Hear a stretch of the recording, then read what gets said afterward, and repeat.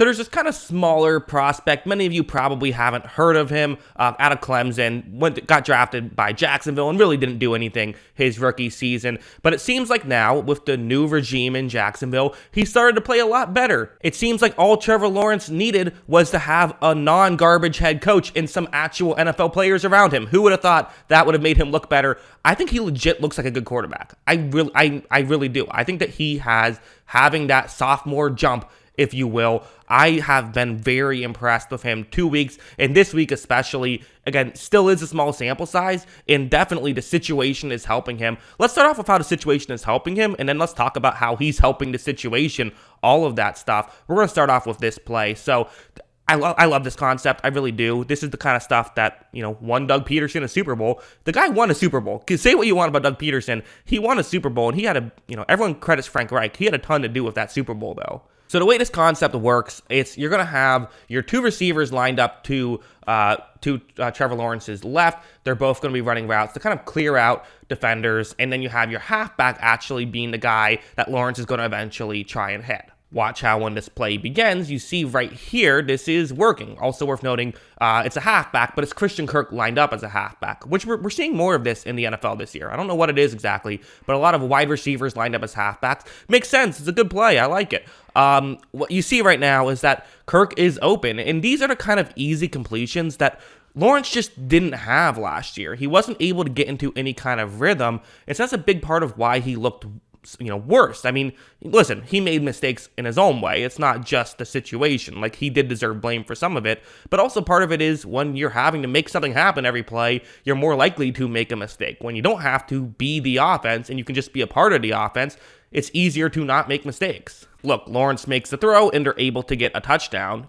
I constantly say guys with better accuracy make better decisions just because, you're going to hit more of your questionable decisions more often. So it doesn't look like you made a bad decision because your throws hit. Well, it's kind of the same thing with guys who have wide receivers who get open, make better decisions because you have easier decisions to make. So that alone is just helping Trevor Lawrence incredibly. That being said, it wasn't a perfect decision-making day. Listen, still a young player. You still do see it. This is an example of a play that on paper actually is the right read. It's a cover one play, so single safety deep. You have a one-on-one matchup on the outside. You're trying Stephon Gilmore here, so maybe that's the, question mark of do you really want to make that happen? But still, Lawrence takes a snap. Lawrence is going to look in that direction, and you see as Lawrence is making the throw, the safety is actually close enough that he can get over here because the receiver is so close.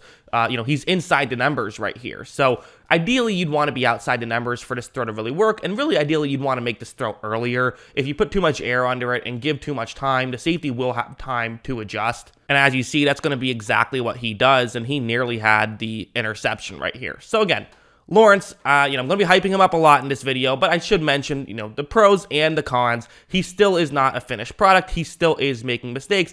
And that is something that I do expect to continue to I expect him to continue to get better at this stuff with time, but for now, this is who he is. But this is the stuff that really excites me about Lawrence. This is why I'm willing to say, you know what, I think he's good right now. It's the same thing I said about Jalen Hurts.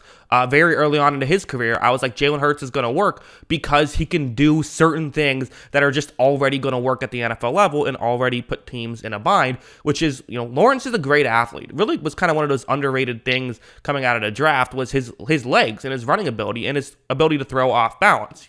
He was drafted with someone like Zach Wilson who can, do that stuff amazingly well, throwing off balance, and Justin Fields, who's just, an even better runner of the football than either of those two guys. So got a bit undershadowed in that department, but he can definitely, move with the best of the players in the NFL, at least in terms of quarterbacks. And Doug Peterson saying, hey, maybe let's use that. Let's make that part of our game. Seems like a novel concept where you're going to have him run a play action and then run a bootleg to his left. You see how this concept can work. You have three receivers. Typically, the middle route is the one that will get open as players move shallower. They also take away the underneath route. You have the corner and the safety who will kind of take away the deep route, but the middle route can get open. As you see, Lawrence is going to, fake a pitch back, runs to his left. This is open, but he's off balance. And these were the kind of things that we saw flashes of in his rookie season, were him kind of making these very difficult plays. Watch him make an off balance, really accurate throw.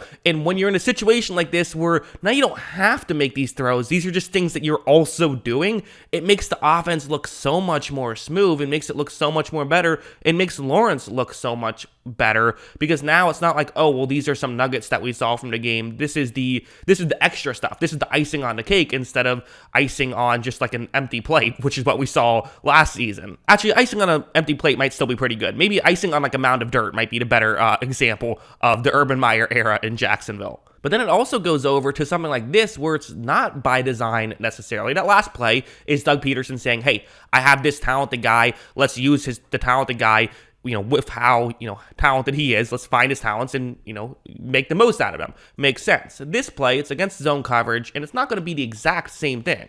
Lawrence is going to run a play action, so that part is the same, but he's not, rolling out or anything. He's just standing in the pocket. However, he notices that containment has been completely given up. So if he wants to get outside the pocket here, he can. So that's what he does, and now he just added way more time to this play than was already there. And, the more time you have, the longer it, the more likely it is for someone to get open. Typically, when you can extend a play for as long as he did right here, which was, we're talking about 5 seconds into a play at this point, just going to be tough, especially in zone coverage, for the defense to be able to cover everybody.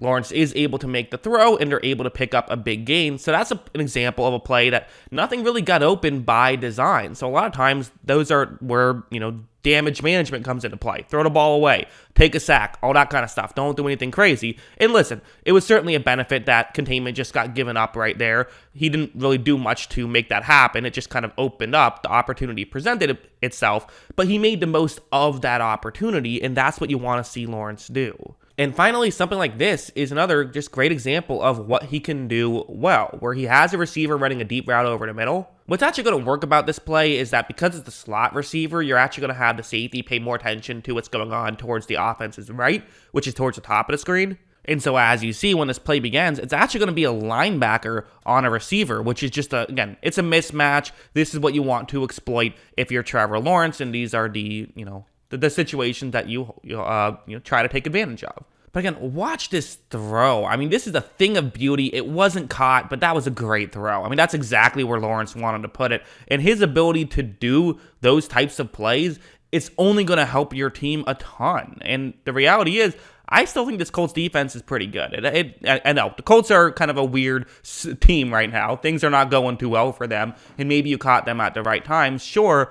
But I still think that there's, again, will Trevor Lawrence be good this year? I don't know. There still are some rookie mistakes he has to work on, and, he wasn't as good week 1 as he was week 2. All of that is fair. But I just feel like I've seen enough there with Lawrence that I'm willing to say he's going to figure it out, which was a bit of a question in the Urban Meyer year. It was, but, I don't think it was all situation, but a lot of it was. And I think that now in a better situation, we're just seeing him look more like the generational prospect that we all thought he would be when he got drafted. So at least that's what I think. What do you guys think? Let me know in the comments below. Always love hearing from you. And of course, as always, thanks for watching.